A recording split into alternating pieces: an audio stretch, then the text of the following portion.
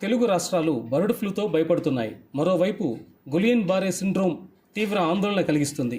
మహారాష్ట్ర, కేరళ, పశ్చిమ బెంగాల్ రాష్ట్రాల్లో ఈ వ్యాధి ఇప్పటికే తీవ్ర కలంకలం పుట్టించింది.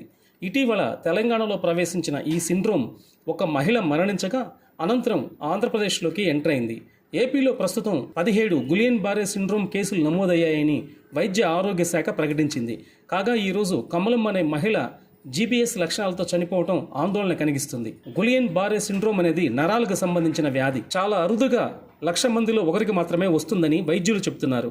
అయితే రాష్ట్రంలో ఇటీవల ఒక్కసారిగా కేసులు పెరగడంతో ఆందోళన వ్యక్తమవుతుంది. గుంటూరుతో పాటుగా ఏలూరు, ప్రకాశం, పల్నాడు, కాకినాడ జిల్లాల్లో జీబీఎస్ కేసులు నమోదయ్యాయి. జీబీఎస్ ఒక రకంగా పక్షవాతం లాంటిదేనని, ఇతర ఇన్ఫెక్షన్లు వచ్చిన వారికే ఇది ఎక్కువగా వచ్చే అవకాశం ఉందని వైద్యులు అంటున్నారు.